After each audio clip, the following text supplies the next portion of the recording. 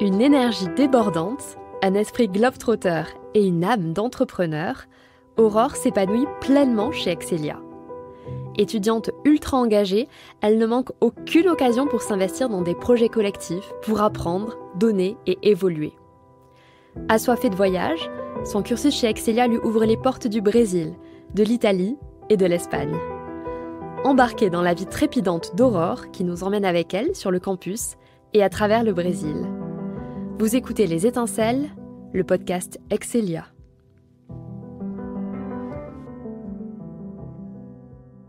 Je m'appelle Aurore Arnaud, j'ai 19 ans, je suis en deuxième année de Bachelor Business des Administrations Internationales, donc le BBA, à La Rochelle, sur le campus d'Excelia. Au lycée, donc j'étais au lycée en Vendée, j'ai fait un bac STMG, en spécialité marketing. Pourquoi j'ai fait marketing ? Parce que je voulais vraiment chercher ce côté comprendre le consommateur à travers des études de marché ou des choses comme ça. Et je voulais comprendre ce que c'était. Je me suis beaucoup plu parce qu'on a fait plein de projets diversifiés avec des entreprises, beaucoup de projets professionnels qui m'ont permis, je pense, de confirmer mon choix d'aller en école de commerce. Le BBA à Excelia, c'est un programme qui permet de découvrir le commerce international. On étudie vraiment tous les domaines du commerce, donc la RH, le marketing, la gestion, l'économie, mais avec des cas d'entreprise à l'international, ce qui nous permet d'avoir vraiment cet angle-là. Moi, j'ai choisi en plus de faire le programme English Track, tous les cours en anglais. Donc, j'avais peur parce qu'au lycée, quand j'étais en bac STMG, je me suis dit, le niveau d'anglais et tout, ça allait être compliqué. Mais en fait, pas du tout. Donc, les cours d'English Track sont vraiment dispensés tout en anglais. Donc, on a les mêmes cours que les French Track. Juste, nous, nos intervenants et nos professeurs nous parlent vraiment en full English. Ce qui nous permet de discuter avec les autres élèves internationaux autour d'une même langue. Ce qui est bien plus simple pour communiquer, pour faire des projets de groupe. Et aussi de nous améliorer notre niveau pour passer après un examen qui s'appelle le TOEFL. Le TOEFL, c'est quoi ? C'est vraiment un examen qui nous permet d'évaluer notre niveau de langue pour avoir accès après à l'expatriation qui est en 3e année. Je suis très contente d'avoir choisi cette voie-là parce que je suis améliorée et je me sens plus à l'aise aujourd'hui de parler en anglais. L'anglais, c'est vraiment vital quand on veut parler avec les autres. Donc juste déjà pour notre métier plus tard, ça va être beaucoup plus facile. Mais même maintenant, en fait, quand on fait des stages, quand on part en mission humanitaire, juste en fait le simple fait de voyager, l'anglais est vraiment important. En première année, Excelia nous propose de nous investir dans des associations. Donc moi, j'ai choisi d'être aux ambassadeurs. Je voulais vraiment représenter l'école et expliquer mon parcours, ce que j'ai fait, parce que, en plus, j'ai fait le choix de faire un bac STMG, donc je pense que j'allais me retrouver à travers des étudiants qui avaient le même questionnement, les mêmes peurs que moi. Donc je voulais vraiment présenter les valeurs d'Excelia, ce que c'était et que c'est une école magique, parce que je trouve qu'Excelia, c'est vraiment une école merveilleuse sur différents aspects et surtout sur le plan associatif. On a 57 clubs et associations à Excelia. Donc, arrivé au cours de ma première année, on a une mission humanitaire à faire pendant 3 mois. J'avais l'ambition de partir en Amérique latine, parce que c'était vraiment des pays qui m'attiraient, notamment par la culture, le climat, les paysages. Je voulais vraiment découvrir ce pays. Je voulais aller de base au Pérou, sauf que j'ai eu l'opportunité de partir au Brésil grâce à l'association Diamantine Ton Cœur, qui est basée en France, mais qui a toute son action au Brésil, dans l'état du Minas Gerais, à Diamantina, une ville d'ailleurs qui est classée au patrimoine de l'UNESCO. Donc c'est en octobre que je signe mon contrat de mission humanitaire. Et puis après, tout se fait naturellement. Je prépare mon départ avec les coordinateurs. Ils me trouvent un logement et je réserve un billet d'avion. Je fais toute la logistique pour être prête pour le grand départ. Le seul frein, peut-être, c'était que je ne parlais pas du tout portugais. Je pars toute seule, hors de l'Europe, avec mes 2 bagages pour 3 mois d'aventure.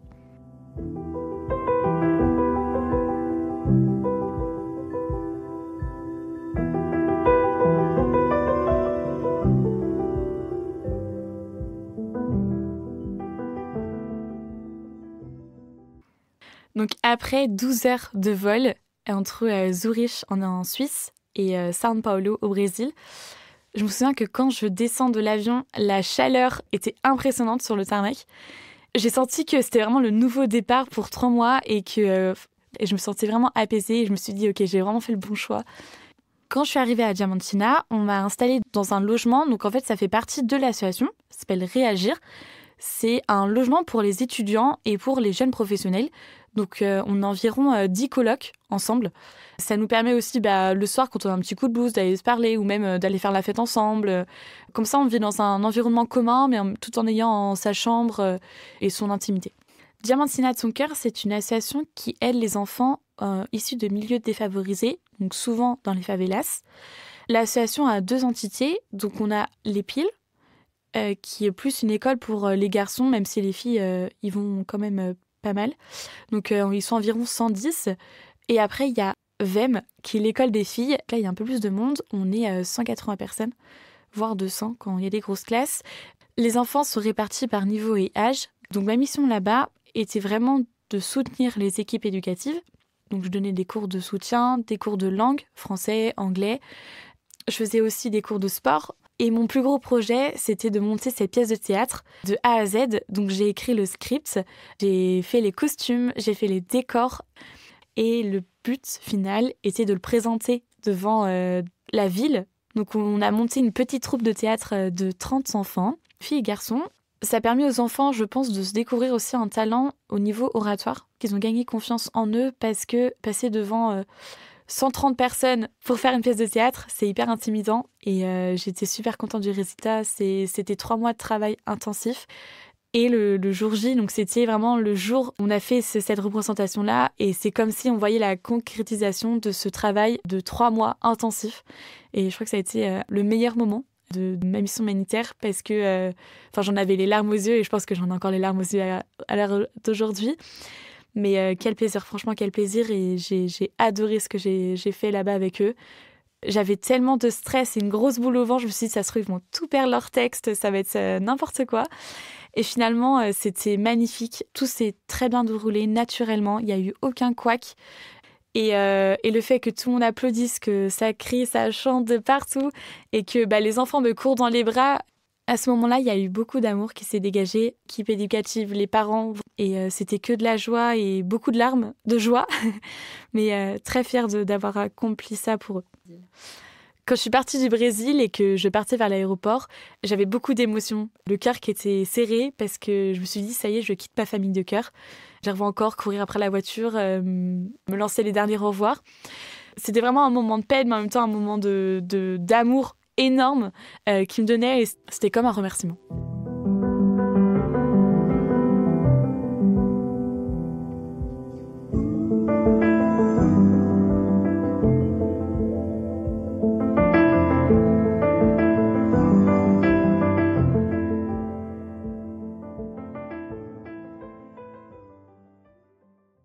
Quand je suis revenue en France, je pensais déjà à mon projet professionnel de vouloir créer ma boîte d'événementiel en B2B.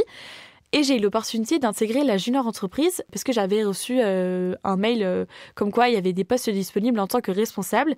Et je me suis dit, bingo, c'est le bon moment. Et en tant que responsable RH, je pense que c'est l'opportunité de pouvoir tester de nouvelles choses, apprendre plein de compétences qui vont me servir, notamment des recrutements, de la formation, de la passation. Et tout ça, ça va vraiment me permettre d'avoir vraiment ce bagage en main pour pouvoir être plus à l'aise lors de la création de mon entreprise. Donc XSJC, c'est quoi ? C'est une junior entreprise qui offre des prestations de services aux entreprises et on met en relation les étudiants d'Excelia qui vont devenir consultants pour les entreprises. Donc on fait 3 offres de prestations, communication, marketing et RSE. Donc j'ai fait mon entretien, j'ai été acceptée en tant que responsable RH. Donc j'ai fait toute la période de passation pendant l'été. Et en septembre, j'ai pris pleinement mes fonctions. J'ai fait mes premiers entretiens en tant que responsable pour recruter tous les chargés. Non, je me sens beaucoup plus à l'aise être dans ce rôle de manageuse, mais en même temps aussi responsable de recruter de nouvelles personnes tout au long de l'année. Et je suis très fière d'avoir fait cette expérience-là. En étant responsable RH au sein d'une junior, je pense qu'on adhère vraiment à cette valeur d'entrepreneuriat. Et en tout cas, c'est le cas pour moi. J'ai vraiment envie de créer mon entreprise d'événementiel en B2B.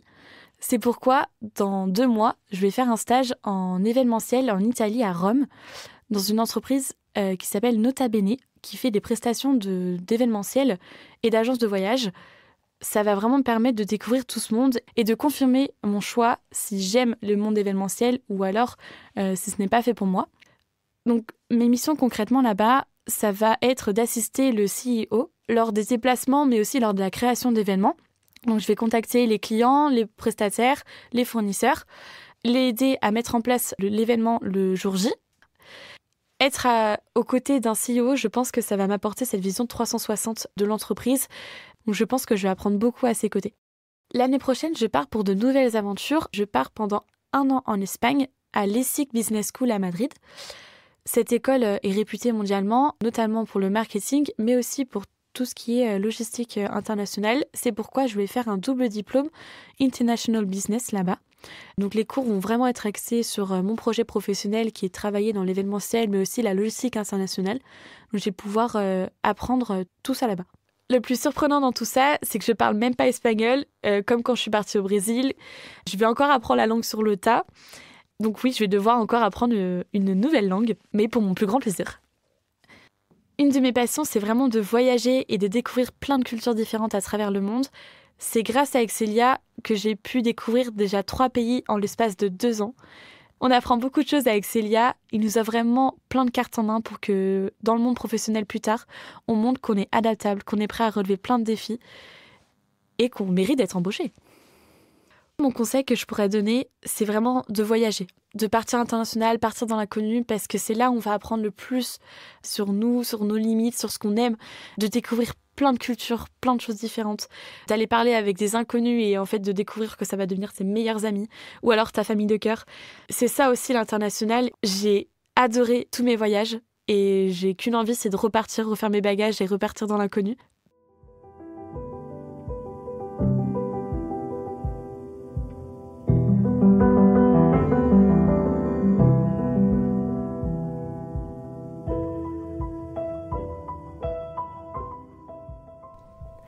Vous venez d'écouter Les Étincelles, le podcast Excelia.